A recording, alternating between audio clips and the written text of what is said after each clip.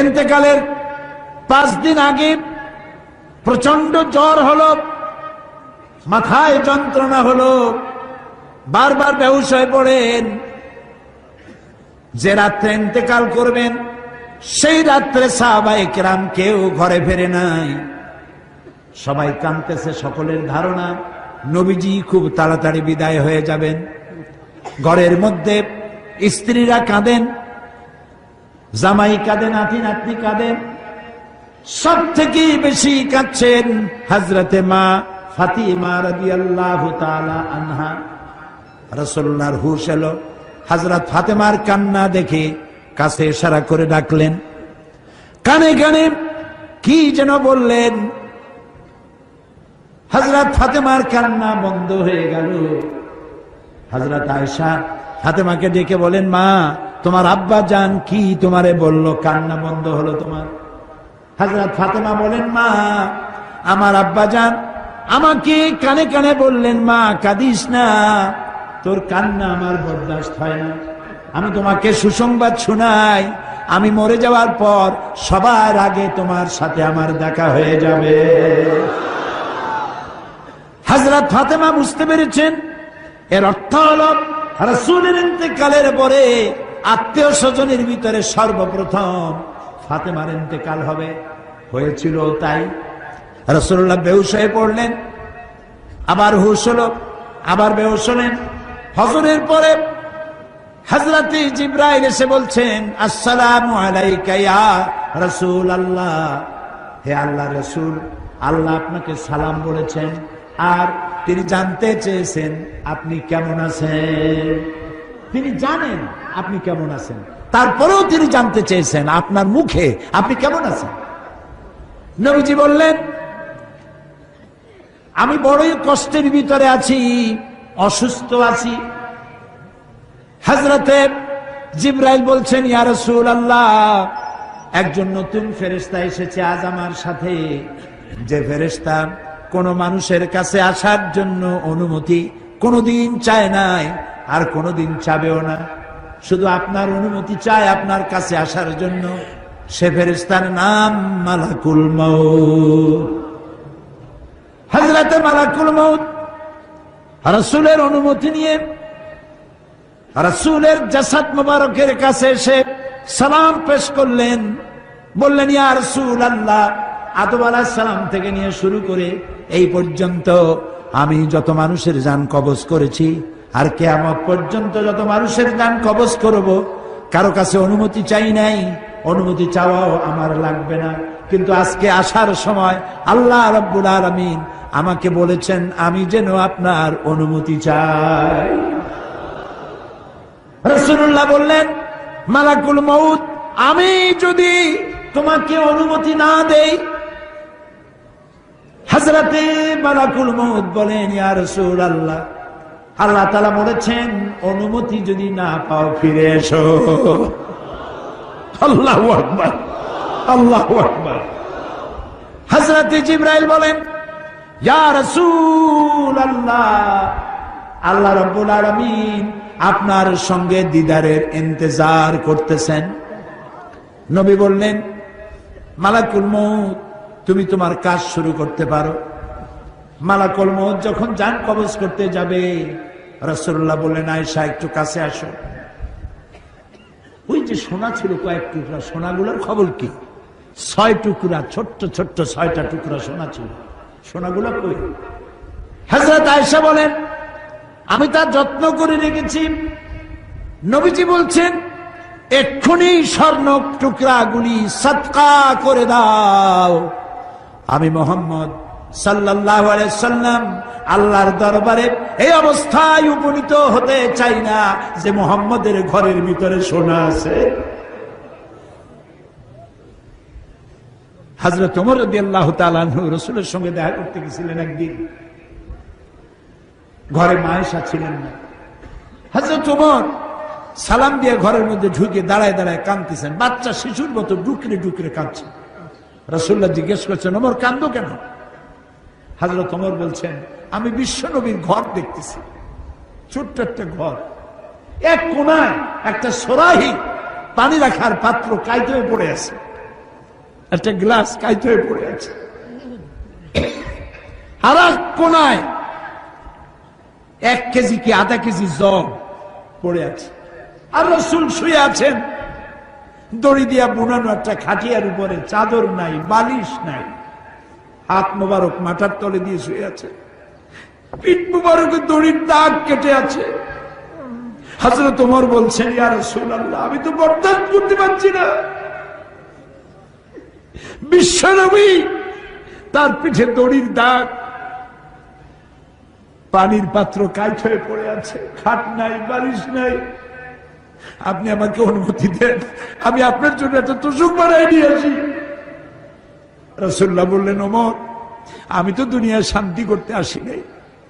আমি যদি ওহদ পাহাড়কে বলি, ওহদ আমার জন্য সোনায় পরিণত হয়ে যা, ওহদ পাহাড়টাই সোনা হয়ে যাবে। শান্তি করতে আসি নাই। নবীজি বললেন, আয়েশারে সোনাগুলি বিতরণ করে দাও, সাদকা করে দাও। মালাকুল মউতকে বললেন, তুমি তোমার কাম সারো। জান কবর শুরু হয়ে গেল।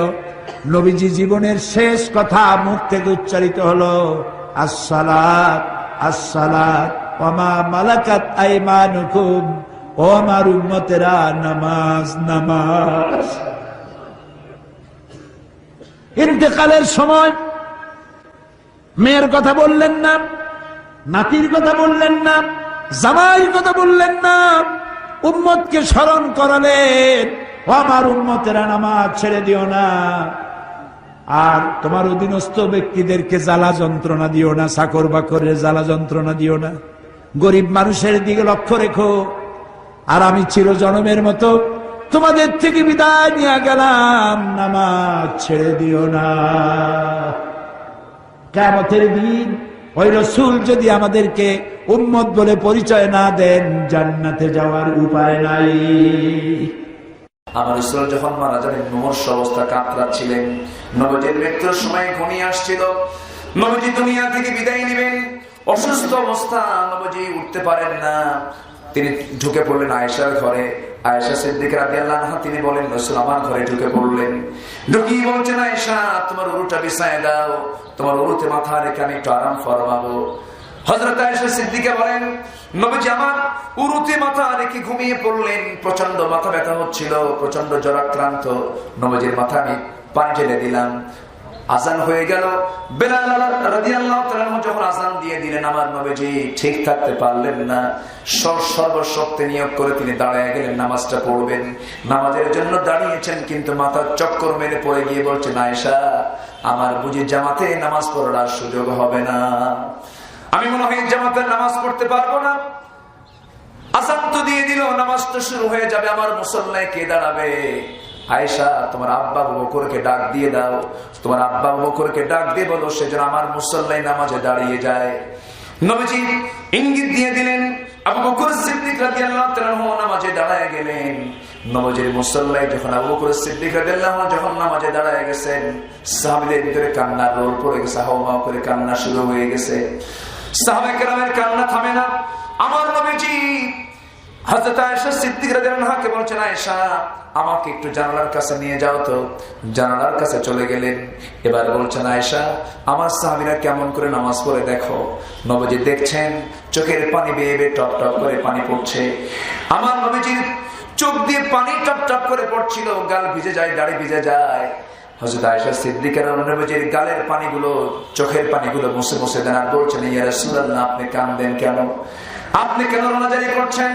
আপনি কেন কাঁদতেছেন? আপনার সাহাবীরা তো নামাজের হক আদায় করতেছে, আল্লাহর হক আদায় করছে। রাসূল বলছেন, আয়েশা রে, মানুষের কান্না হলো দুই রকম, একটা হলো চরম আনন্দের কান্না, আরেকটা হলো চরম দুঃখের কান্না। আজকে যে আমার চোখের পানি দেখতেছে, এই চোখের পানিটা হলো চরম আনন্দের চোখের পানি। আবার এই নামাজ কায়েম করতে গিয়া ওয়ায়ুকিমুনাস সালাত, এই নামাজ কায়েমের সংগ্রাম করতে গিয়ে তায়েফের মানুষ আমাকে রক্তাক্ত করে দিয়েছে, মক্কার মানুষ আমাকে থাপড়ায় রক্তাক্ত করে দিয়েছে। এই নামাজ কায়েমের জন্য উহুদের ময়দানে আমাকে দান্দের মোবারক শহীদ করতে হয়েছে। এই নামাজ কায়েমের জন্য ইয়াসারকে মুরগির হাড়ের মতো 2 টুকরা করে শহীদ করে দিয়েছে। এই নামাজ কায়েমের জন্য খাব্বাবের পিঠ কি ধবল কুষ্ঠের মতো বানিয়ে ফেলেছে, পুড়ে শেষ করে দিয়েছে। ওরে আয়েশা, এই নামাজ কায়েমের জন্য আমাকে এত কষ্ট করতে হয়েছে, সেই নামাজ আজকে রাষ্ট্রীয় পর্যায়ে কত সুন্দর করে নামাজ কায়েমের পরিবেশ হয়ে গেছে। এই চরম আনন্দই আমার চোখ থেকে পানি বের করে দিয়েছে। ওরে আয়েশা, আমি মনে হয় বাঁচবো না, আমাকে একটু সহায় দাও। রসুল কাবার সহায় দেওয়া হলো। রসুল বলছেন, আয়েশা, আমার মন বলছে আমি দুনিয়া থেকে বিদায় নিয়ে নেব। দেখো তো আমার কলেজের টুকরা ফাতিমা কই গেল। রসুল এই পৃথিবীতে সবচেয়ে বেশি আদর করতেন, স্নেহ করতেন কাকে? ফাতিমাকে। সবচেয়ে ছোট মেয়ে ফাতিমা। নবীজির স্বভাবের সঙ্গে তার স্বভাবের মিল ছিল, নবীজির চরিত্রের সঙ্গে তার চরিত্রে মিল ছিল, কথার সঙ্গে তার কথার মিল ছিল। তিনি বলছেন, আয়েশা দেখো তো আমার ফাতিমা কই গেল। ফাতিমা দরজা খুলে নবীর সামনে হাজির হয়ে গেলেন। নবীও কান্দে, ফাতিমাও কান্দে। বুখারী শরীফের হাদিস এটা। আমার নবীজি তার কান্না সহ্য করতে না পেরে আস্তে করে হাত দিয়ে তিনি ডাকলেন, কাছে বসায়া দিলেন, কানের মধ্যে মুখ ঢুকায় কানে কানে বলছেন, ফাতিমা রে, কেঁদো না, দুনিয়া তো তুমি আমার কাছে, কবরও তুমি আমার কাছে থেকে যাবে। তুমি আমার ইন্তেকালের পর পর তোমার ইন্তেকাল হয়ে যাবে, তুমি কোনো টেনশন করো না। ফাতিমার মুখে হাসির ঝিলিক দেখা দিল। হাসতে হাসতে ঘর থেকে বের হচ্ছেন। নবীজি সান্ত্বনার বাণী তাকে দিয়ে দিয়েছেন, দরজার দিকে যান। দরজা খুল, তিনি দরজা খুলেন না, ভয়ে দরজা লাগাই দিচ্ছেন বারবার। রাসূল বলছেন, ও ফাতিমা দরজা লাগাও কেন? আব্বা, বাইরে কি যেন দাঁড়ানো, আসমান জমিন বরাবর চেহারা। রাসূল বলছেন, ওরে ফাতিমা, যার ভয়ে তুমি দরজা লাগাচ্ছ সেই ফেরেশতা তো দুনিয়ার কোনো কাজের জন্য আসে নাই, সে আমার জান কবজ করার জন্য আসছে। বুঝতে পেরেছি মালাকুল মউত আমার দরজায় হাজির হয়ে গেছে। এই মালাকুল মউতের কবল থেকে পৃথিবীর কেউ রেহাই পাবে না, আমি রেহাই পাবো না। ফাতিমা দরজা খুলে রাখো, আসার জন্য দরজাও লাগে না, জানালাও লাগে না, দরজাটা খুলে দাও। আমার নবীজি দরজা খুলে দেওয়ার অর্ডার দিলেন। মালাকুল মউত আজরাইল আলাইহিস সালাতু ওয়াস সালাম নবীর সামনে দাঁড়িয়ে সালাম বিনিময় করে বলছেন, ইয়া রাসূলুল্লাহ, আজকে আপনার জান কবজ করার জন্য আসছে হুজুর, যদি কোনো বেয়াদবি হয়ে যায় আপনি আমাকে দয়া করে maaf করে দিয়েন। নবীজির পাশে বসে এবার বলছেন, ইয়া রাসূলুল্লাহ, পৃথিবীর শুরু থেকে আজ পর্যন্ত বহু প্রাণীর জান কবজ করেছি, আজকে অত্যন্ত আসান করে সহজ করে আপনার জানটা কবজ করব। এই কথা বলে নবীর পাশে বসে আজরাইল আলাইহিস সালাতু ওয়াস সালাম নবীজির বুকের উপর হাতটা রাখলেন। রাখার সঙ্গে সঙ্গে রাসূল বলছেন, আজরাইল, তোমার হাত যেন মনে হচ্ছে না আমার কাছে যেন মনে হচ্ছে 12 মাইল লম্বা হুদ পাহাড় যেন তুমি আমার বুকে চাপায়া দিয়েছো। হাতটা সরাও, হাতটা সরাও। হাত সরাইয়া নিলেন, আবার হাত রাখলেন। রাসূল চিৎকার মেরে বলছেন, আজরাইল, হাতটা সরাও রে, আমার কাছে যেন মনে হলো শুধু হুদ পাহাড় নয়, আসমান যেন তুমি আমার বুকে চাপায়া দিয়েছো। আবার যখন হাতটা রাখা হলো, এবার রাসূল বলছেন, আজরাইল, আমার কাছে মনে হচ্ছে এবার শুধু আসমান নয়, জমিন নয়, গোটা দুনিয়ার সবকিছু যেন তুমি আমার বুকে চাপায়া দিয়েছো। ওরে আজরাইল, এই যে হয় মৃত্যুর কষ্ট, যাতনা, যন্ত্রণা, সব কষ্টগুলো আমাকে এক এক করে দিয়ে দাও, কিন্তু আমার উম্মত এত কষ্ট সহ্য করবে কেমন? আমি তার নবী হয়ে সইতে পারবো না, আমাকে সব কষ্ট দিয়ে দাও। নবীজি এই কথা বললেন। নবীজি দুনিয়া থেকে বিদায় নিবেন। আয়েশা সিদ্দিকার দিকে তাকায় থেকে বলছেন, আয়েশা, আমি বুঝি দুনিয়া থেকে বিদায় নিয়ে নেব, একটা মেসওয়াক এনে দাও তো। মেসওয়াকটা সম্পূর্ণ করলেন। সম্পূর্ণ করে বলছেন, আয়েশা রে, আমি মনে হয় দুনিয়া থেকে কিছুক্ষণের মধ্যে দুনিয়া থেকে বিদায় হয়ে যাব। আমার দুনিয়া থেকে বিদায় হওয়ার আগে সর্বশেষ যে কথা আমার উম্মতকে জানিয়ে দেবে কিয়ামতের দিন, সর্বপ্রথম যে প্রশ্ন হবে নামাজ নিয়ে, সেই নামাজ যেন আমার উম্মত যেন কখনো এক ওয়াক্ত না ছেড়ে দেয়। সবাইকে নামাজ পড়তে রাজি আছেন নাকি? সবাইকে নামাজ পড়তে রাজি আছি? একটু হাত উঁচু করে দেখি তো কারা কারা নামাজ পড়বে।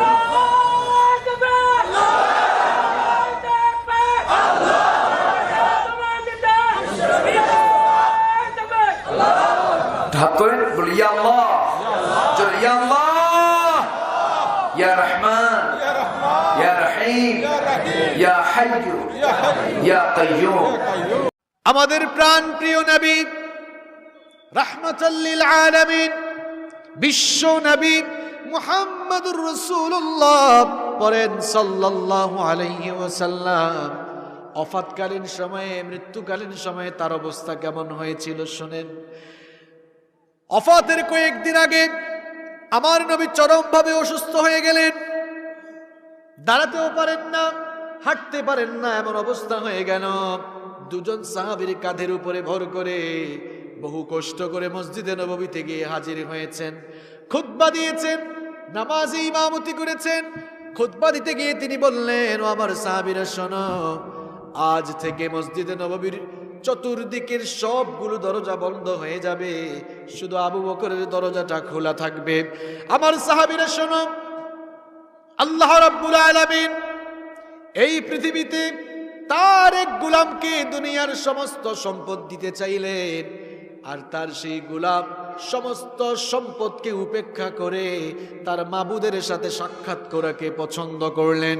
বিশ্বনবী সাল্লাল্লাহু আলাইহি ওয়াসাল্লাম খুতবায় যখন এই কথা বললেন, বিশ্বনবীর বয়োবৃদ্ধ সাহাবী আবু বকর রাদিয়াল্লাহু আনহু ফুপিয়ে ফুপিয়ে কান্না করা শুরু করে দিলেন। অন্যান্য সাহাবীরা বললেন, ওগো আমাদের ভাই আবু বকর, বিশ্বনবীর খুতবা শুনে, বিশ্বনবীর বক্তব্য শুনে তুমি কাঁদো কেন? সাইয়েদনা আবু বকর রাদিয়াল্লাহু আনহু তখন বললেন, আল্লাহ রাসূলের সাহাবীরা, বিশ্বনবীর কথার মর্মার্থ তোমরা বুঝতে পারো নাই। আল্লাহ তাআলা তো দুনিয়ার সবকিছু তার হাবিবকেই দিতে চেয়েছিলেন, আর তিনি সকল কিছুকে উপেক্ষা করে মাবুদের সঙ্গে সাক্ষাৎ করা পছন্দ করেছেন।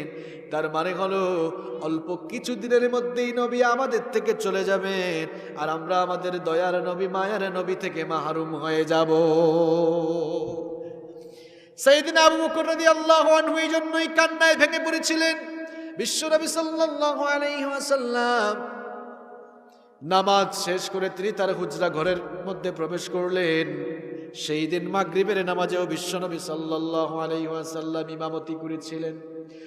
নামাজ শেষ করে তিনি যখন ঘরের মধ্যে গেলেন, তার জ্বরের মাত্রা আরো বেড়ে গেল। কখনো হুশ আসে, আবার কখনো হুশ চলে যায়, বেহুশ হয়ে পড়ে আছেন। আল্লাহ রাসূল সাল্লাল্লাহু আলাইহি ওয়াসাল্লাম বেহুশ হয়ে গিয়েছেন। এমন সময় এশার নামাজের ওয়াক্ত হয়ে গেল, এশার আযান হয়ে গেল। বিশ্বনবী সাল্লাল্লাহু আলাইহি ওয়াসাল্লাম বেহুশ হয়ে আছেন। এমন সময় হুশ ফিরে আসলো। হুশ আসা মাত্রই তার প্রিয়তমা স্ত্রী আমাদের মা আম্মা জান আয়েশা রাদিয়াল্লাহু আনহাকে জিজ্ঞেস করলেন, আয়েশা গো, এখন কোন সময়? আম্মা জান আয়েশা রাদিয়াল্লাহু আনহা বললেন, ওগো আল্লাহর নবী, এখন তো এশার নামাজের সময় হয়েছে, আজান হয়েছে, সাহাবীরা আপনার জন্য অপেক্ষা করছে, আপনি গেলেই মসজিদে নববীতে নামাজ শুরু হবে। বিশ্বনবী সাল্লাল্লাহু আলাইহি ওয়াসাল্লাম বললেন, আয়েশা গো, আমার জন্য অজুর পানি নিয়ে আসো।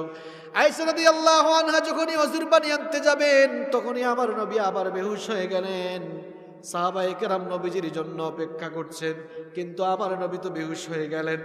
কিছুক্ষণ পর যখন আবার হুশ আসলো, আয়েশা রাদিয়াল্লাহু আনহাকে বললেন, আয়েশা গো, এখন কোন সময়? আয়েশা রাদিয়াল্লাহু আনহা বললেন, ওগো আল্লাহর হাবিব, এখনো তো এশার নামাজের সময় আছে, সাহাবীরা এখনো নামাজে দাঁড়ান নাই, আপনার জন্য অপেক্ষা করছেন, আপনি গেলেই আপনার ইমামতিতে নামাজ শুরু হবে। বিশ্বনবী সাল্লাল্লাহু আলাইহি ওয়াসাল্লাম বললেন, আয়েশা গো, তাড়াতাড়ি অজুর পানি নিয়ে আসো। অজুর পানি যখন নিয়ে আসা হলো, বিশ্বনবী সাল্লাল্লাহু আলাইহি ওয়াসাল্লাম যখনই অজু করতে যাবেন, আবার বেহুশ হয়ে গেলেন। কিছুক্ষণ পর আবার হুশ আসলো। আবার যখন হুশ আসলো, অজু করে আবারও তিনি মসজিদে যাওয়ার জন্য চেষ্টা করলেন, দাঁড়াতে পারলেন না, আবারও বেহুশ হয়ে যাওয়ার মতো অবস্থা হয়ে গেল। তখন তিনি বললেন, আমার সাহাবী আবু বকরকে বলো আমার যায় নামাজে দাঁড়িয়ে নামাজে ইমামতির জন্য, কারণ আজকে আমি হয়তো আর নামাজের মধ্যে ইমামতি করতে পারবো না।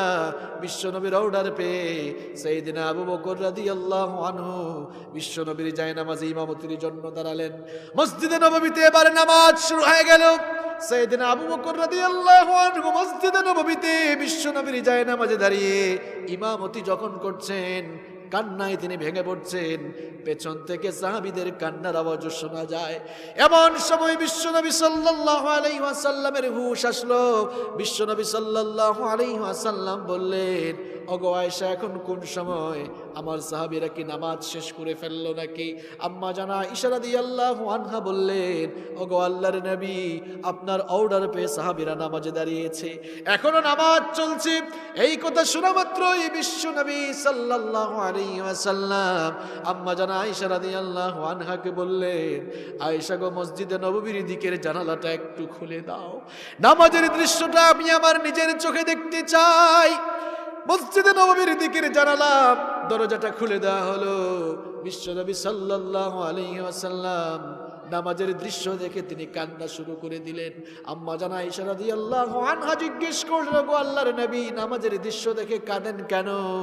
বিশ্বনবী সাল্লাল্লাহু আলাইহি ওয়াসাল্লাম বললেন, আয়েশা গো, আমার চোখে যে তুমি পানি দেখো, এটা কোনো দুঃখের পানি নয়, এটা হলো আনন্দের পানি। এই যে আমার সাহাবীরা আমার অনুপস্থিতিতে দাঁড়িয়ে তারা নামাজ আদায় করছে, এই নামাজের পরিবেশ এমনি এমনি কায়েম হয় নাই। এই নামাজের পরিবেশ সৃষ্টি করার জন্য আমি নবী নিজে তায়েফের ময়দানে রক্ত দিয়েছি, উহুদের ময়দানে আমার দান্দান মুবারক শহীদ হয়েছে, সাফা পাহাড় আমার রক্তে ভিজেছে, আমার সাহাবীরা রক্ত দিয়েছে, জীবন দিয়েছে। বহু রক্ত আর জীবনের বিনিময়ে নামাজের এই দৃশ্য, নামাজের এই পরিবেশ কায়েম হয়েছে। নামাজের দৃশ্য দেখে এজন্যই কাঁদি। আমার ওফাতের আগে আমি আমার নিজের চোখে নামাজের দৃশ্য দেখে অন্তরে আমি প্রশান্তি পেলাম, আমি অনুভব করলাম এইভাবে করে আমার উম্মতের লোকেরা কিয়ামত পর্যন্ত একত্রিত হয়ে জামাতে নামাজ আদায় করবে। বিশ্বনবী সাল্লাল্লাহু আলাইহি ওয়াসাল্লাম সোমবার যেদিন দুনিয়া থেকে বিদায় হয়ে যাবেন, অসুস্থতার মাত্রা আরো বেড়ে গেল, শরীরটা ঘামতেছিল। আম্মা জান আয়েশা রাদিয়াল্লাহু আনহাকে বললেন, আয়েশা গো, আমার জন্য একটি পাত্রে পানি নিয়ে আসো। বিশ্বনবী সাল্লাল্লাহু আলাইহি ওয়াসাল্লামের জন্য পানির পাত্র আনা হলো। আমার নবীজির কষ্ট দেখে কলিজার টুকরা মেয়ে, বিশ্বনবী সাল্লাল্লাহু আলাইহি ওয়াসাল্লামের কলিজার টুকরা মেয়ে ফাতেমা রাদিয়াল্লাহু আনহা তিনিও কান্নাকাটি করছেন। রাসূল করিম সাল্লাল্লাহু আলাইহি ওয়াসাল্লাম মা ফাতেমাকে কাছে রাখেন, তিনি কাছে রাখলেন, কাছে ডেকে কানে কানে কি যেন বললেন, সাথে সাথেই কান্না বন্ধ হয়ে গেল। আম্মা জান আয়েশা রাদিয়াল্লাহু আনহা প্রশ্ন করলেন, কি ব্যাপার, কিছুক্ষণ আগেই তো কান্নাকাটি করছিলে, এখন তোমার কান্না কেন বন্ধ হয়ে গেল? মা ফাতেমা রাদিয়াল্লাহু আনহা তখন জবাব দিলেন, আমার বাবা আমাকে কানে কানে বলেছেন, মাগো তুমি কেঁদো না, কারণ আমি দুনিয়া থেকে চলে যাওয়ার পরে সবার আগে আমার সঙ্গেই তোমার সাক্ষাৎ ঘটবে। আল্লাহু আকবার। বিশ্বনবী সাল্লাল্লাহু আলাইহি ওয়াসাল্লামের সামনে যখন পানির পাত্র আনা হলো, আল্লাহর নবী পানির পাত্রে হাত চুবিয়ে, তিরমিজি শরীফে হাদিসটি এসেছে, আল্লাহর নবী সাল্লাল্লাহু আলাইহি ওয়াসাল্লাম পানির পাত্রে হাত চুবিয়ে তারপরে সেই পানি দিয়ে তার হাত তিনি মুখমণ্ডল মুছতেছিলেন, শরীরটা মুছতেছিলেন, আর তিনি বলেছিলেন, আল্লাহুম্মা আল্লাহুম্মা আইন্নি আলা গামারাতিল মাউতি ওয়া সাকরাতিল মাউত ইন্না লিল মাউতি লাসাকরাত। আমার নবী বলেছিলেন, ওগো আল্লাহ, মৃত্যুর যন্ত্রণা থেকে আমি তোমার কাছে পানাহ চাই, নিশ্চয়ই মৃত্যুর মধ্যে ভয়ঙ্কর এক যন্ত্রণা রয়েছে। আল্লাহু আকবার। নবীজি নিজেই মৃত্যু যন্ত্রণা থেকে পানাহ চেয়েছেন। যেই মৃত্যুর যন্ত্রণা আপনার সামনে রয়েছে, আপনি দুনিয়ার রঙ্গ তামাশা এত মত্ত হয়েছেন, আপনি মৃত্যুর কথা ভুলেই গিয়েছেন, আখিরাতের কথা, পরকালের কথা আপনি ভুলেই গিয়েছেন। এই মৃত্যু আপনার কাছে আসবেই আসবে।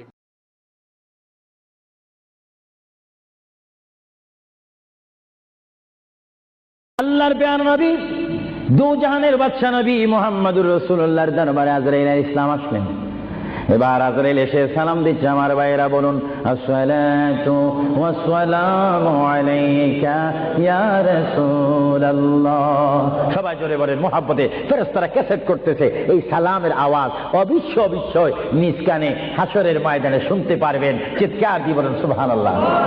আমার বুড়ো বুড়ো বাবারা, আমার যুবক ভাইরা, আমার জ্ঞানী গুণী ভাইরা, শিক্ষিত ভাইরা, মা বোনেরা, সবাই বলুন, আসসালাতু ওয়াসসালামু আলাইকা ইয়া রাসূলুল্লাহ, আসসালাতু ওয়াসসালামু আলাইকা ইয়া হাবিবাল্লাহ। আজরাইল আমার নবীর ঘরের দরজার মধ্যে যখন আসলো, আমার নবীর কাছে যখন চলে আসলো, আজরাইল যখন সালাম দিচ্ছে, বিশ্বের শ্রেষ্ঠ মহিলা, জান্নাতের কোটি কোটি কোটি কোটি নারী সমাজের সরদার হযরত ইমাম হুসাইন ও হাসাইনের মা, বিশ্বের শ্রেষ্ঠ নারী মা ফাতেমা ওই মুহূর্তে ঘরের মধ্যে তিনি উপস্থিত ছিলেন। জোরে বলেন সুবহানাল্লাহ। কে দরজার মধ্যে? কে যেন দরজা নাড়ালো, দরজার মধ্যে যেন কে শব্দ করলো। মা ফাতেমা কিছুক্ষণ পরে দরজার ভিতর থেকে, ঘর থেকে আল্লাহর নবীর সামনে তিনি বসান। মা ফাতেমা হঠাৎ করে ডাক দিলেন, কে? ঘরের দরজার মধ্যে দরজা নাড়াচাড়া করতেছেন কে? আপনি কে মানান? বাইর থেকে জবাব দিচ্ছি, আনা মালাকুল মউত, আনা আজরাইল। এই কথা বলার পরে মা ফাতেমা চোখের পানি ছেড়ে দিলেন।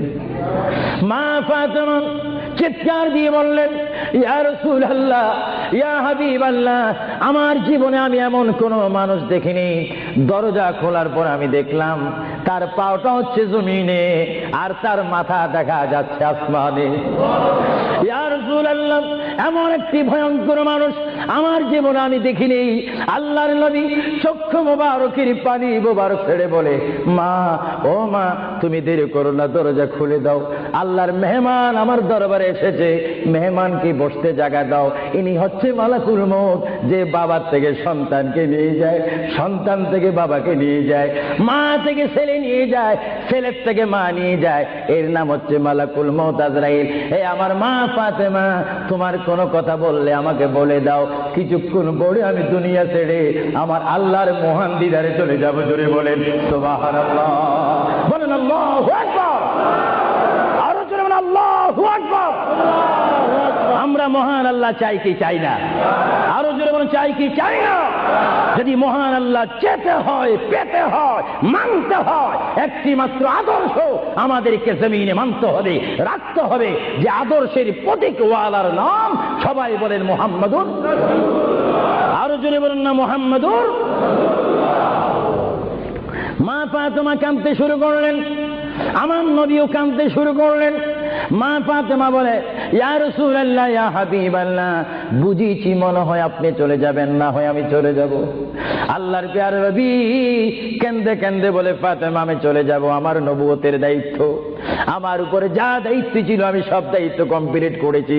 হ্যাঁ ফাতেমা, শুধু আমি বিশ্ববাসীর জন্য নবী নয়, বিশ্ববাসীর জন্য আমি শুধু রহমত নয়, কবরের মধ্যে যারা অবস্থান করেছে তাদের জন্য আমি পয়গাম্বার। আমার দায়িত্ব যেমন দুনিয়াওয়ালাদের জন্য রয়েছে, তেমন কবরের মধ্যে যারা গিয়েছে তাদের জন্য রয়েছে। আজকে আমি যদিও দুনিয়ার থেকে চলে যাই, কবরের মধ্যে কোটি কোটি উম্মত রয়েছে, তাদের জন্য আজকে আনন্দের দিন। জোরে বলেন সুবহানাল্লাহ, আরো জোরে বলেন সুবহানাল্লাহ। আমার নবী যেমন দুনিয়ার নবী, তিনি তেমন আখিরাতেরও নবী। তিনি যেমন বিশ্ববাসীর জিন্দা যারা রয়েছেন, নারী সমাজ, মহিলা সমাজ, পুরুষ সমাজ, আমাদের জন্য নবী যেমন রহমত, যারা কবরের মধ্যে নারী পুরুষ অবস্থান করেছে তাদের জন্য আমার নবী রহমত। চিৎকার দিয়ে বলেন সুবহানাল্লাহ। এই জন্য আমার আল্লাহ রাব্বুল আলামিন বলেন, 3,24,000 পয়গম্বর, আদম থেকে শুরু করে ঈসা নবী পর্যন্ত কোন নবীর শানে আমি যে আয়াত ফিট করি নেই, আমার আল্লাহ বলেন এই ধরনের আয়াত শুধু আমার নবীকে আমি দান করেছি। এই জন্য আমার আল্লাহ বলেন, আমার ভাইয়েরা বলুন, মা বোনেরা বলুন, বিসমিল্লাহির রহমানির রহিম, ওয়ামা আরসালনাকা ইল্লা রাহমাতান লিল আলামিন। আমার আল্লাহ বলে, হাবিব, হে আমার বন্ধু, হে মুহাম্মদুর রাসূলুল্লাহ, আপনাকে আমি আসমানের জন্য, জমিনের জন্য, আরশের জন্য, কুরসির জন্য, মানুষের জন্য, জিন জাতির জন্য, ফেরেশতার জন্য, আমার সৃষ্টির মধ্যে যত সৃষ্টি রয়েছে সকল সৃষ্টির মালিক হচ্ছি আমি আল্লাহ রব্বিল আলামিন। আর সকল সৃষ্টির জন্য রহমত হচ্ছেন আপনি রহমাতুল লিল আলামিন। হাবিব, আমি আল্লাহ, যেখানে আল্লাহর ক্ষমতা থাকবে সেখানে আপনার রহমতের ক্ষমতা অবশ্যই থাকবে। জোরে বলেন সুবহানাল্লাহ, বলেন আল্লাহু আকবার। যেখানে আমার আল্লাহ বলেন সেখানে মুহাম্মাদুর, আরো জোরে বলেন যেখানে আল্লাহ সেখানে মুহাম্মাদুর রাসূলুল্লাহ। শুধু এই আহলে সুন্নাহ ইসলামিক ফাউন্ডেশনের আমরা যারা মুসলমান রয়েছি, আমাদের সকলের নবীর নাম কি? আরো জোরে বলেন না মুহাম্মাদুর। আমরা একই প্ল্যাটফর্মের মধ্যে থেকে স্লোগান দিয়ে রিসালাতে আমরা রাসূল চাই কি চাই না? আরো জোরে বলুন চাই কি চাই না? ইসলাম মানে সন্ত্রাসী নয়, ইসলাম মানে কাটাকাটি নয়, ইসলাম মানে মারামারি নয়, ইসলাম মানে গীবত নয়, ইসলাম মানে গোসা নয়। ইসলাম হচ্ছে শান্তির ধর্ম, মানবতার ধর্ম, মানুষ কল্যাণের ধর্ম, মানুষকে সুশিক্ষা দেওয়ার ধর্ম। ইসলাম হচ্ছে অমানুষকে মানুষ করে, অন্যায়কারীকে ন্যায়ের মধ্যে এনে মানুষকে হিদিনাস সিরাতাল মুস্তাকিমের সন্ধান দিয়ে একটি অমানুষকে মানুষ রূপে প্রতিষ্ঠিত করে একজন ইমানদার গঠন করার নাম ইসলাম। চিৎকার দিয়ে বলেন সুবহানাল্লাহ। আমরা এই শান্তির ধর্ম ইসলাম চাই কি চাই না? হাত তুলে বলুন চাই কি চাই না? আমরা ইসলাম চাই কি চাই না? যারা ইসলামের প্রতি আস্থা রয়েছে হাত তুলুন। আমরা ইসলাম চাই কি চাই না?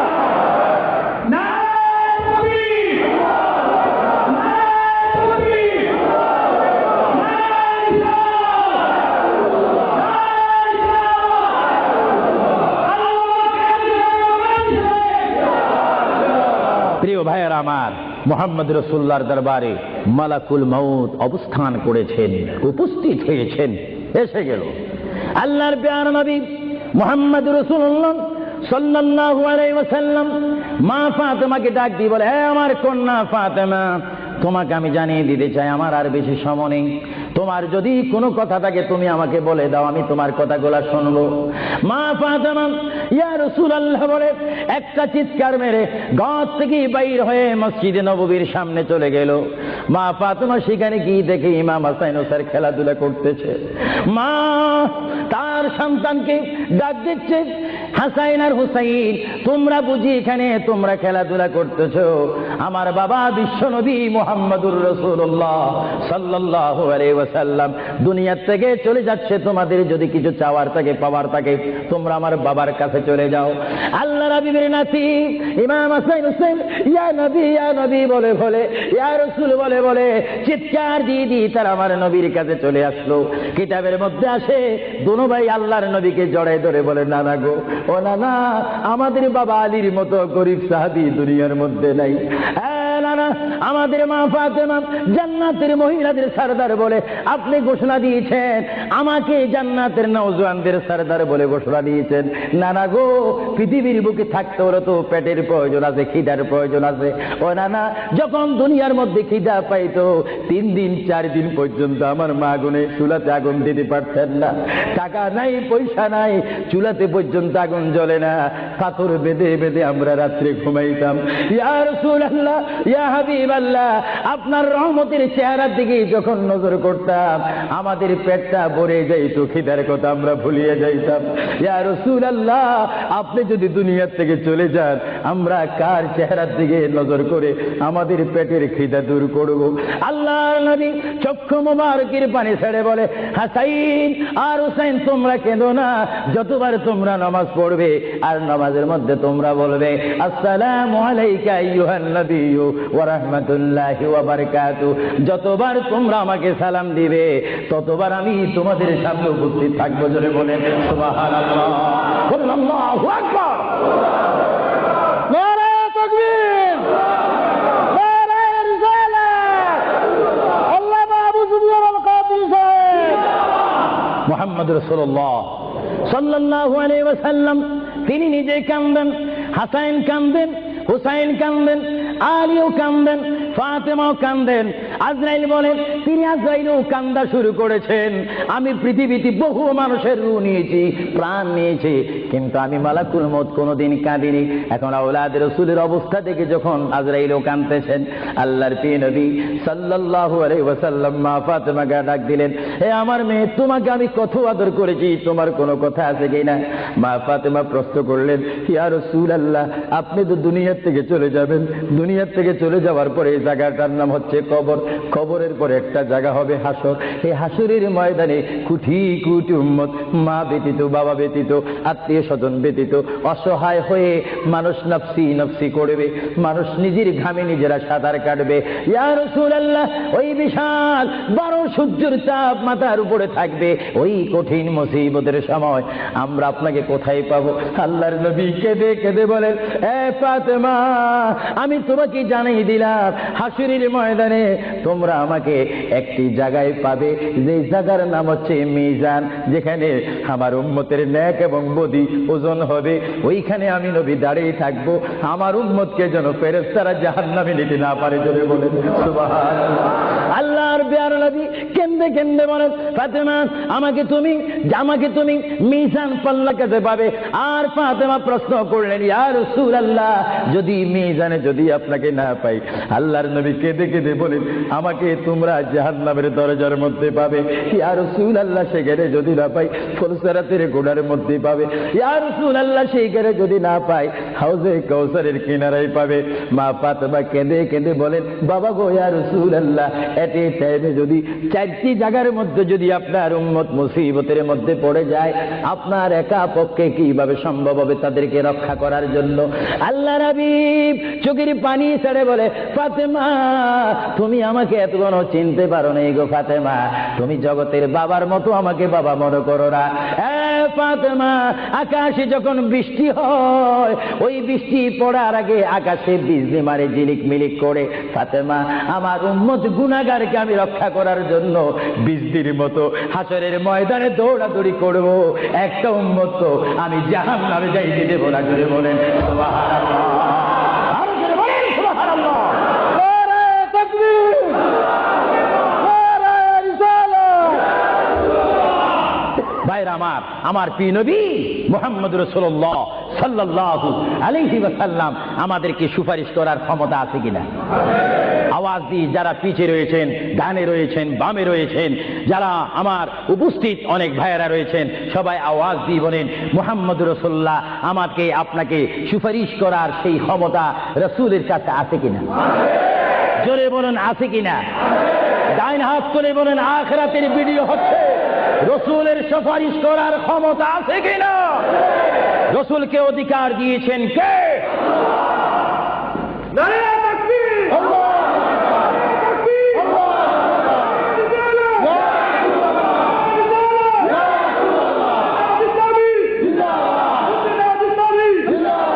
আল্লাহর প্রিয় নবী, দু জাহানের বাদশা নবী মুহাম্মদুর রাসূলুল্লাহ সাল্লাল্লাহু আলাইহি ওয়াসাল্লাম, তিনি কেমন নবী? আল্লাহর প্রিয় নবী, দু জাহানের বাদশা নবীকে তিনি ফাতেমার সাথে এই কথাগুলা বললেন। এই জন্য আমার ভাইয়েরা, যারা জ্ঞানী গুণী ভাইয়েরা রয়েছেন, জীবন পেয়েছি, জীবনটা পাওয়ার আগে মায়ের পেটের মধ্যে ছিলাম, মায়ের পেটে আসার আগে আমরা রুহ জগতের মধ্যে ছিলাম, রুহ জগতে আসার আগে আল্লাহ আমরা কুদরতের মধ্যে ছিলাম। ভাইয়েরা আমার, প্রথম ছিলাম কুদরতের মধ্যে, তারপর আমি আপনি এসেছি আলমে আরওয়াহ রুহ জগতের মধ্যে, তারপরে বাবা এবং মায়ের মাধ্যমে আমরা এসেছি মায়ের পেটের মধ্যে।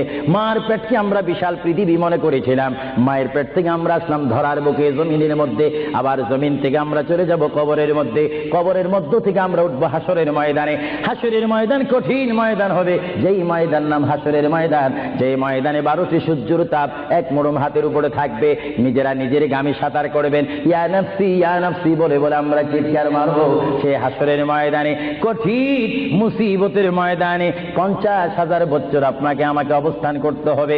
আর সেই কঠিন হাসরের ময়দানে আমার নবী নিজেই হাদিস শরীফের মধ্যে বলেন, শাফাআতি লিআহলিল কাবাইর মিন উম্মতি। আল্লাহর প্যারা নবী হাদিস শরীফের মধ্যে বলেন, ওই ধরনের ওই শ্রেণীর উম্মতের জন্য আমার সুপারিশের দরজা খোলা থাকবে, যেই সমস্ত উম্মত আল্লাহর জমিনে গুনাহ করেছে, গুনাহ করার পরে আমার আল্লাহ ক্ষমা করেনি, বান্দা কাঁদার মতো কেঁদেছে, তারপর আল্লাহর দয়া হয়নি। ওই হাসরের ময়দানে উম্মতের চেহারা দেখে দেখে আমি নবী তাদের ডাইন হাত ধরে ধরে আমি সুপারিশ করে করে আমার মহান আল্লাহর গোসাকে পানি করে আমার উম্মত গুলিকে আমি জান্নাতে পৌঁছাই দেব। জোরে বলেন সুবহানাল্লাহ, বলেন ইয়া রাসূলুল্লাহ, আরো জোরে বলেন না ইয়া রাসূলুল্লাহ। আমরা ইয়া রাসূলুল্লাহ শুধু আওয়াজ দিতে চাই না, আমরা বাস্তবে কবরে হাসরে মিজানে আমরা নবী রাহমাতুল লিল আলামিন পৃথিবী থেকে যেদিন বিদায় হয়ে যাবে, আম্মা জানা আয়েশা বলেন, চাদর দিয়ে নবীজিকে আবৃত করে ডেকে রেখেছি। হঠাৎ করে আমি তাকায় দেখি আল্লাহ নবী চাদরের ভিতরে একটা হাত একবার গোটায়, হাতটা আবার লম্বা করেন, পা এভাবে গোটায় আবার পা লম্বা করেন, যে আমরা খিঁচুনি যে শুরু হয় সাকরাত আরম্ভ হবার সময় দেখবেন এমন কিছু টানা হেঁচড়া শুরু হয়। আপনারা ঘুমো ধরে লিখে না গেছে। আম্মা জানা এসে বলেন, আমি আপনি বিশ্ব নবীর শরীর মোবারক থেকে চাদরটা একটু উঠালাম, কেন এমন শুরু করে দিয়েছেন? নিষ্পাপ নবী, আল্লাহর নবী মাসুম, আল্লাহর নবী বিশ্ব নবী যিনি, উনি হলেন আল্লাহর পরে ওনার সম্মান তামাম পৃথিবীর ঊর্ধ্বে কারোর সাথে তুলনা হয় না, এটার মধ্যে কোনো সন্দেহ নাই। কিন্তু লক্ষ্য করে দেখুন, আম্মা জানা আয়েশা সিদ্দিকা রাদিয়াল্লাহু আনহা বলেন, পৃথিবীর মানুষেরা রে, আমার ধারণা পাল্টে গেল।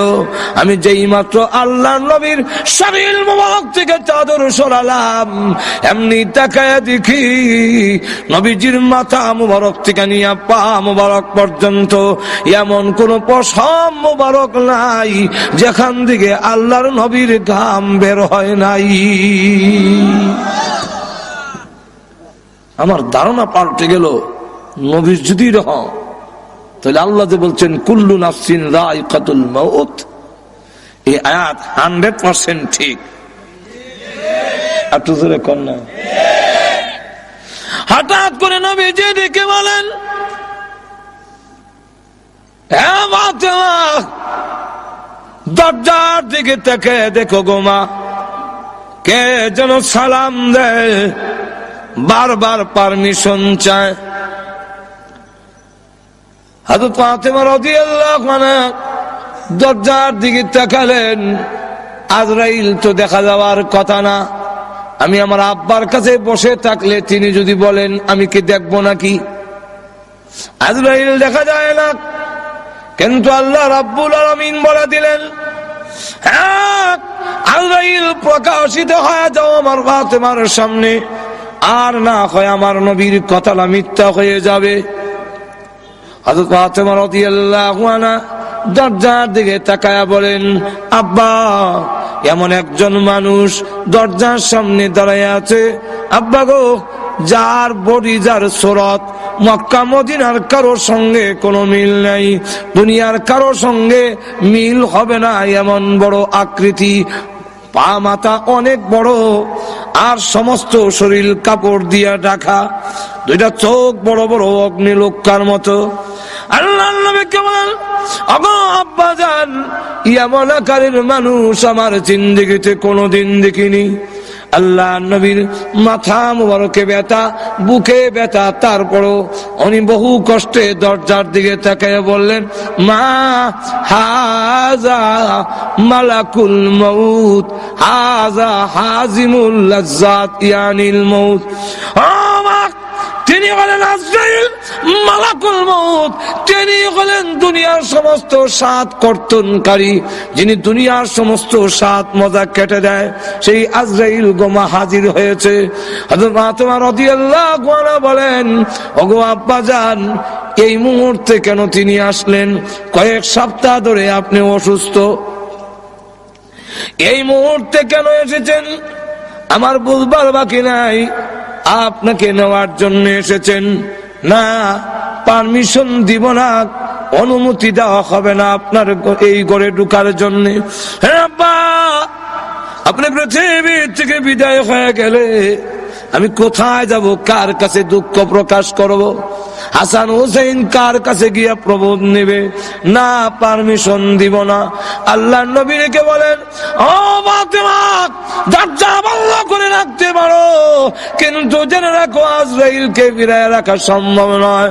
মাগো, কারো পারমিশন নেয় না, কারো ঢোকার জন্য আজরাইল অনুমতি নেয় না।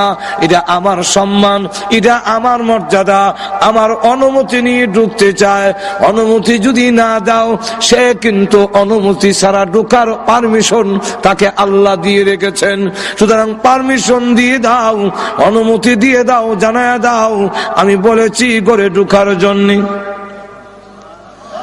আজরাইলকে যখন অনুমতি দেওয়া হলো, তিনি এসে বলেন, আসসালাতু ওয়াসসালামু আলাইকা ইয়া রাসূলুল্লাহ, আল্লাহ আমাকে পাঠিয়েছেন আপনি যদি যেতে চান গো আপনাকে নিয়ে যাব, থাকতে যদি চান আল্লাহ হায়াত বাড়ায়া দিবে, কোনটা করবেন?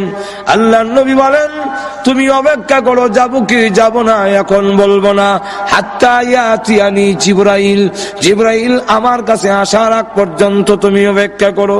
জিবরাইল আসার পরে আল্লাহ নবী রেখে বলেন জিবরাইল, আজরাইল বলে আমার নাকি যাওয়ার সময় হয়ে গেছে, তোমার মতামত কি? জিবরাইল আলাইহিস সালাতু ওয়াস সালাম তখন কোরআন শরীফের একটি আয়াত তিনি পড়লেন, ইন্নাকা মাইয়িতুন ওয়া ইন্নাহুম মাইয়িতুন।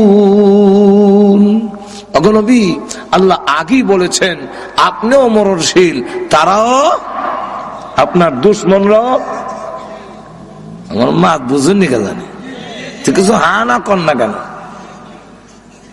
রসুলকে বলতেছেন ইন্নাকা মাইয়িতুন ওয়া ইন্নাহুম মাইয়িতুন, আপনিও মরণশীল, আপনার দুশমনরাও মরণশীল।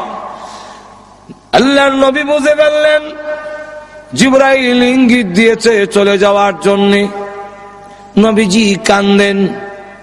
জিবরাইল ডেকে বলেন, ইয়া রাসূলুল্লাহ, ইয়া হাবিবাল্লাহ, আপনি আপনার বন্ধুর দরবারে যাবেন, রফিক আলা, পরকালে আপনার নাজ নেয়ামত ইহকালের চাইতে আরো অনেক বেশি। ওগো নবীজি, সম্মান বেশি হবে, আপনি কান্দেন কেন? নবীজি বলেন, জিবরাইল, আমি আমার জন্য কান্দি না। কার জন্য কাঁদছেন? ফাতেমার জন্য। ফাতেমাকে আল্লাহ আগেই তো আপনার মধ্যে সুসংবাদ দিয়েছেন, জান্নাতের সর্দারনি হবে। নবীজি বলেন, না, আমি ফাতেমার জন্য কান্দি না, হাসান হুসেনের জন্য কান্দেন। হাসান হুসেনকে সুসংবাদ দেওয়া হয়েছে, তারা জান্নাতের যুবকদের লিডার হবে। নবীজি বলেন, না, হাসান হুসেনের জন্য কান্দি না, কান্দি আমার গুনাহগার উম্মতের জন্য। জিবরাইল বলেন, হুজুর, উম্মতের জন্য কান্দার দরকার নাই। ওগো নবীজি, আপনি কেন কান্দেন? আপনার উম্মতের নাম ঠিকানা সহ সবগুলো আপনার রওজাতে পৌঁছাইয়া দেওয়া হবে। নবী যাওয়ার দরকার হয় না, বিশ্ব নবী কোথাও যাওয়ার প্রয়োজন নাই, দুরুদ আর সালাম আনার জন্য নবী যাওয়ার দরকার নাই। কারণ নবী কেন নিবেন? নবী কেন আসবেন? আমার ডাকে নবী আসবেন। যদি আমি দামি হই তাহলে আমার ডাকে আরেকজন আসবে। ঠিক কিনা? হুজুর যদি ডাক দেখে এদিকে আইব, এখন কি আপনারা কবেন মিলে হুজুর এদিকে?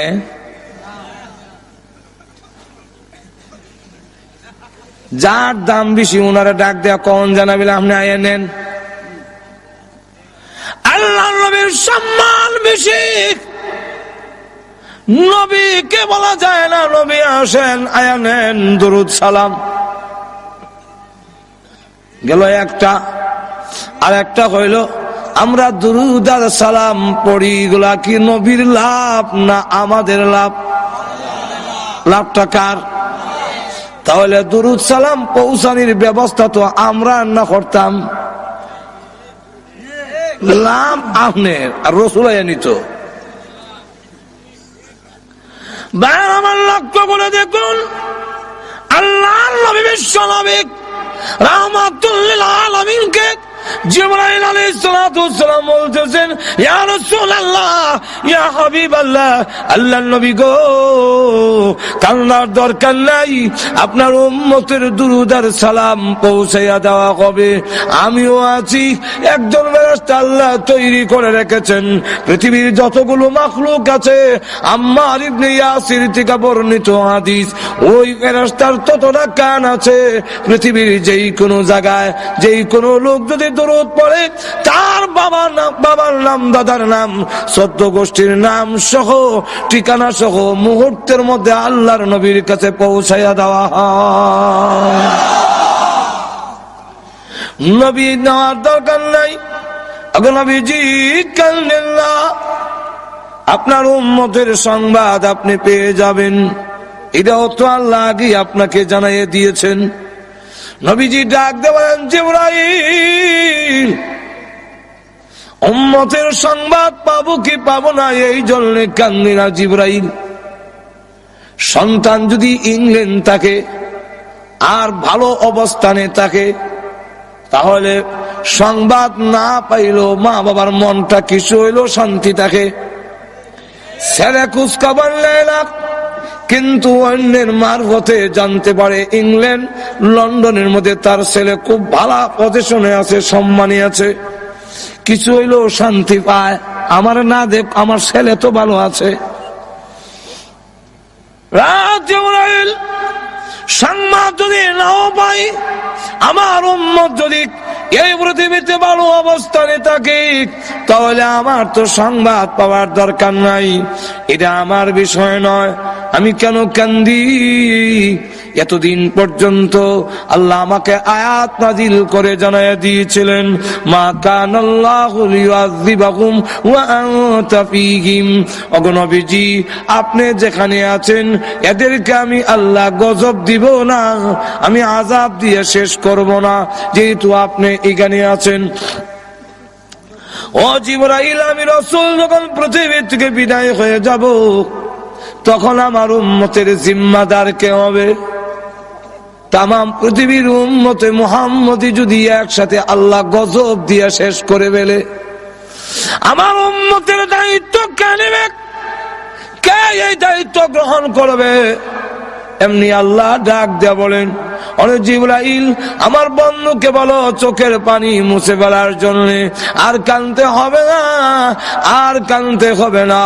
এখন থেকে আনা কাবিলুম মিনহুম, আমি স্বয়ং আল্লাহ তার উম্মতের জিম্মাদার হয়ে গেলাম।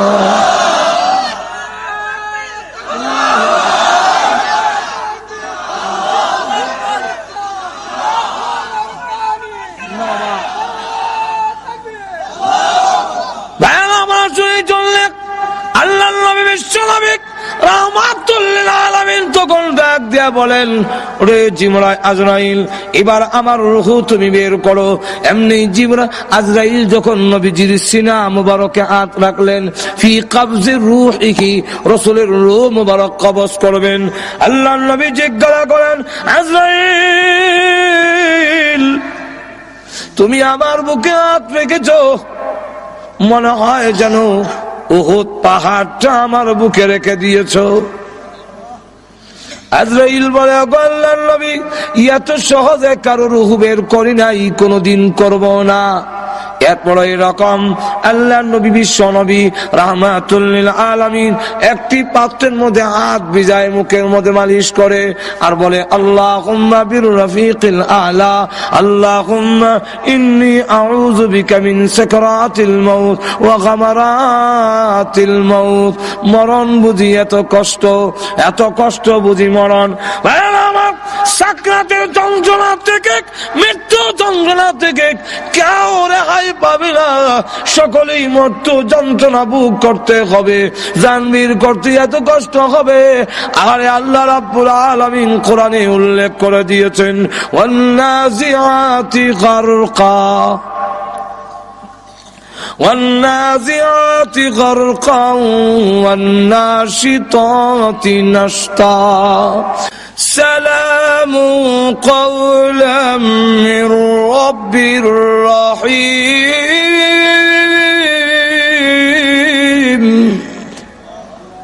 আমার পক্ষ থেকে আমার বন্দারে সালামটা দিয়ে দিও। ফেরেশতারা যখন মুমিন ইমানদারের কানে আমরা যাতায়াত দর্শিটি কই, তখন কানে কয়, আল্লাহ তোমারে সালাম দিছে। কে সালাম দিছে? আরো জোরে কন, আল্লাহ সালাম। জান্নাত তুল্লা দেখো, ওই যে বাগান দেখো নি, বুঝলে, এখানে তোমার আল্লাহর সাথে তোমার প্রেমিকার সাথে দেখা হইব, যাইতা। আটু জোরে কন না। বিশ্ব বিশ্বনবী রাহমাতুল লিল আলামিন বলেন, আবু বকর তোমার রূহ বের করার সময় আল্লাহর ফেরেশতারা কানের কাছে কোরআনের আয়াত পড়বে আর রূহ বের করবে। আল্লাহ ওয়ালারা ওই সালাম শুনে, আয়াত শুনে মৃত্যু যন্ত্রণার কথা ভুলে যাবে। আল্লাহর নবী বলেন, ও আবু বকর এই আয়াত পড়বে তোমার কানের কাছে, ইয়া আইয়াতুহান নাফসুল মুতমাইন্না ইরজিই ইলা রাব্বিকি রাদিয়াতান মারদিয়া ফাদখুলি ফি ইবাদি ওয়াদখুলি জান্নাতি। জোরে কর না সুবহানাল্লাহ। হুজুর বুঝছি না সুবহানাল্লাহ কেন না বুঝছি কর। ফেরেশতারা কানের কাছে বলবে, আবু বকর ইয়া আইয়াতুহান নাফসুল মুতমাইন্না, এই প্রশান্ত মন, ইরজিই ফিরে আয়, ফিরে আসো। কোথায় ফিরে যাব? ইলা রাব্বিকি, তোমার রবের দিকে চলে আসো। কোন অবস্থায়? রাদিয়াতান মারদিয়া, তুমি আল্লাহর প্রতি রাজি, আল্লাহ তোমার প্রতি রাজি। আয়ো ফিরে আসো। ফাদখুলি ফি ইবাদি ওয়াদখুলি জান্নাতি, আল্লাহর প্রিয় বান্দাদের অন্তর্ভুক্ত হও আর আল্লাহর তৈরি জান্নাতের ভিতরে ঢুকে যাও। যন্ত্রণা থাকতো না, যন্ত্রণা হইব। ইন্তেকালের আগে বিশ্বনবী প্রচন্ড অসুস্থ হলেন। মা আয়েশারে ডেকে বললেন, আয়েশা মনে হয় আমি বাঁচব না। ওই যে খায়বার বিজয়ের দিন, খায়বার দুর্গ বিজয় করার পরে এক ইহুদি মহিলা আমার দাওয়াত দিয়েছিল। ওই দাওয়াত খেতে যাওয়ার পরে গোশতের মধ্যে বিষ মাখানো হয়েছিল রে আয়েশা। ওই বিষ মাখানো খাসির গোশত খেয়ে যে ব্যথা আমার পেটে উঠেছিল, আজ আবার সেই ব্যথা উঠেছে। বিশ্বনবী ওই বিষ খাওয়ানো গোশতের কারণে ইন্তেকাল করেছেন। তার মানে বিশ্বনবী শাহীদ। জামা আল্লাহু বাইনা নবুওয়া ওয়া শাহাদা, আল্লাহ বিশ্বনবীকে শুধু নবী বানায় নাই, শহীদ হিসেবে কবুল করেছে। সুবহানাল্লাহ কইবেন না? প্রচন্ড অসুস্থ, উনি ছাড়া মসজিদে নববীতে কেউ ইমামতি করার সাহস পায় না। বিশ্বনবী বললেন, আবু বকর তুমি যাও। আবু বকরও যায় না। বিশ্বনবী বললেন, পানি আনো। বিশ্বনবী পানি দিয়ে ওযু করলেন। ওযু করে কয়েকজন সাহাবীকে ধরে উঠতে চাইলেন, আবার ধপাস করে বেহুশ হয়ে পড়ে যায়। বিশ্বনবী উঠতে পারে না। আবার বললেন, ঠান্ডা পানি আনো। পানির ভেতরে বিশ্বনবী 2 হাত ঢুকিয়ে দিয়ে ঠান্ডা ভিজা হাত দিয়ে চেহারার মধ্যে মাসে করলেন আর বললেন, ইন্নালিল মাউতি লা সাকারাত, হায়রে মৃত্যুর কি যন্ত্রণা, হায়রে মৃত্যুর যে কি কষ্ট। ও মিয়া, বিশ্বনবী যদি মৃত্যুর কষ্টে কাতরায়, আমাদের অবস্থা কি? আমাদের নসিবে কি আছে? আল্লাহ তুমি বাঁচাও, পড়ে না আমি। বিশ্বনবী কাঁদছেন, সাহাবারা একের পর এক দেখতে আসে। কান্নার রোল পড়ে গেল চারদিকে। বিশ্বনবীর কলিজার টুকরা নয়নের পুটুলি সাইয়্যিদাতুনা ফাতিমা বিশ্বনবীর কান্না সহ্য করতে পারে না।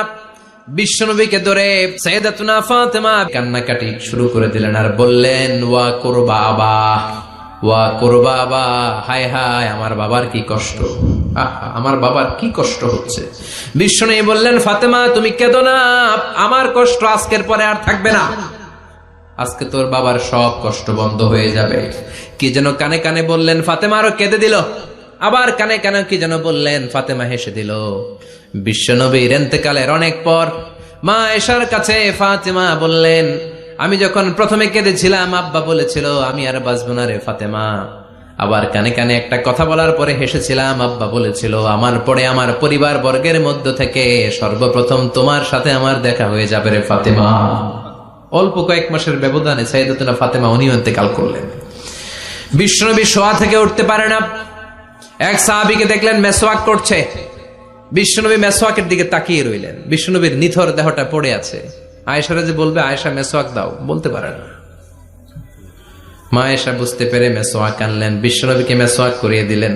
এবার বিশ্বনবী বললেন, ও আবু বকর শোনো, আল্লাহ আমাকে অপশন দিয়েছে। কি দিয়েছে? আল্লাহ বলেছে নবী আজীবন থাকতে চাইলে থাকেন আর আসতে চাইলে চলে আসেন। আমি থাকতে না চেয়ে আল্লাহর কাছে চলে যাওয়ার ইচ্ছা করলাম। সাইয়েদনা আবু বকর কান্না জুড়ে দিলেন। বিশ্বনবী বললেন, আসসালাত আসসালাত, ও আমার উম্মতেরা, নামাজ তরক করো না। ইন্তেকালের আগে বললেন, নামাজ ছেড়ে দিও না। আর বললেন, ওয়ামা মালাকাত আইমানুকুম, তোমাদের অধীনস্থ কর্মচারীদের সাথে খারাপ আচরণ করো না। ঘাম শুকানোর আগে পয়সা দিয়ে দিও। আর হাত দুটো উঁচু করে বললেন, আল্লাহুম্মা ইলার রাফিকিল আলা, ও আল্লাহ, আমি আপনার কাছে যেতে চাই। এই কথাটা বলে বিশ্বনবীর হাত দুইটা ধপাস করে জমিনে পড়ে গেল। বিশ্বনবীও চলে গেলেন। থাকতে পেরেছে কেউ? চিল্লায় বলেন। এজন্য আমরা আল্লাহর কাছে ইমানি মৃত্যু চাই। কি মৃত্যু? আমরা উত্তম মৃত্যু চাই। চিল্লায় বলেন, কি মৃত্যু?